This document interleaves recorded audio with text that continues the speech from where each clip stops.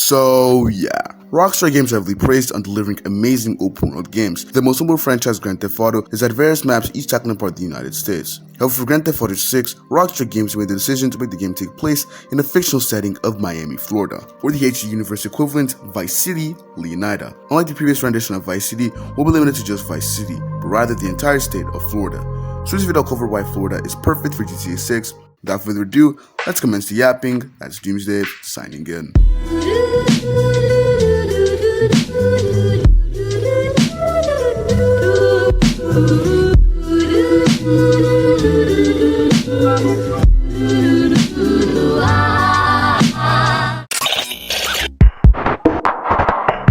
Before we begin, let's go over the good, the great, and the bad of GTA maps.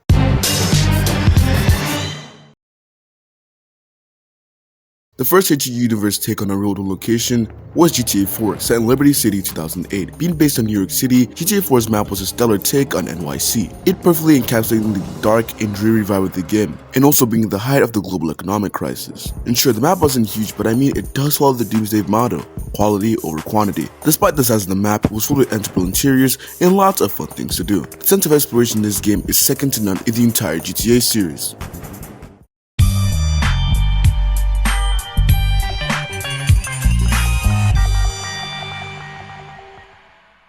San Andreas' map, however, furthered the quality over quantity aspect. The map was big while still utilizing the size, the only GTA game to have more than one city in the game, and now had 2 but 3 cities in the game. Las Venturas being based off of Las Vegas, San Fierro being based off of San Francisco, and of course, Los Santos or LS being based off of Los Angeles or LA. The thing that made the map feel even bigger than it already is, funnily enough, is one of its drawbacks. To fit a 31.55km square map on the PS2 was only saved by making the render distance low, adding fog, and the cars weren't even that fast, so it further cemented the feeling of vastness of the map.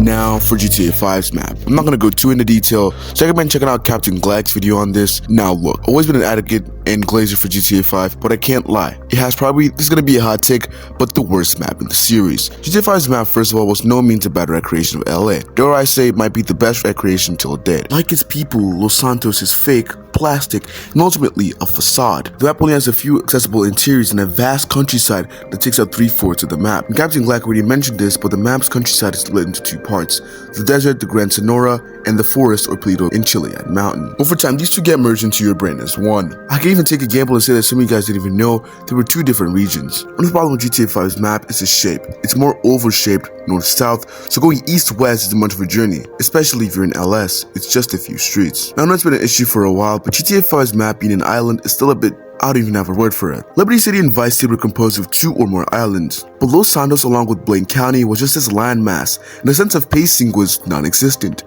Now, a big factor of all of GTA 5's problems with its map is that it was meant for the PlayStation 3. If only they waited for the release of the PlayStation 4, which released in the same year, we could have gotten something different. Perhaps even San Fierro and Las Venturas. I could have wished that they made the eastern part of the map more mountainous. So mountainous, in fact, that planes couldn't fly over them. It's meant to be the West Coast, not the Everything Coast. But again, hardware limitations. In my final take before I go to GTA 6's map, it's the feeling of just being in a plane or a helicopter, looking over the map and realizing there's no other landmass inside, and just endless ocean really gives a damn feeling of isolation.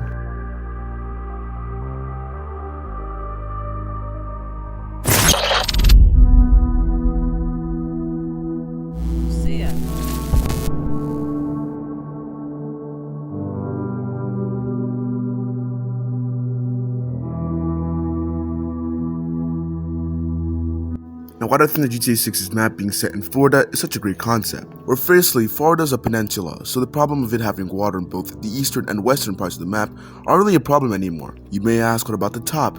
To be frank, we don't rightly know yet. There's not been enough info on that topic. Perhaps there'll be a river or something, or mountains, but it's Florida, so what Rockstar will do is still up for debate. Secondly, Florida's vibe will fit GTA 6's story. Port Yellow and being based off of Tampa Bay would be a good starting point, and it'd be nice if it was a Rax Riches style story and ended up in Vice City.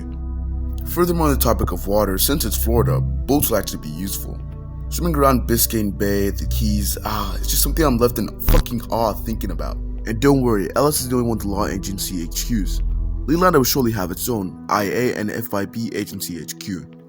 There is an FBI HQ in Tampa Bay and a CIA HQ in Fort Lauderdale. Because of Florida's proximity to South America, those are the question of its inclusion of smuggling weapons and drugs, as well as one of the Caribbean islands being leaned as Guarma or North Yankton. Perhaps when I try to do a heist on a freighter ship and one way or another get stuck in some island in the fucking Caribbean.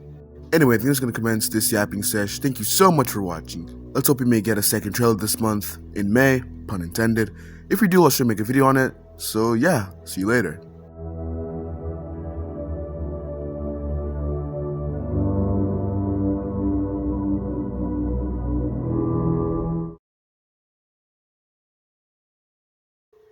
You really thought I wouldn't say the thing, huh? But until next time, St. Doomers, that's DoomsDave signing off.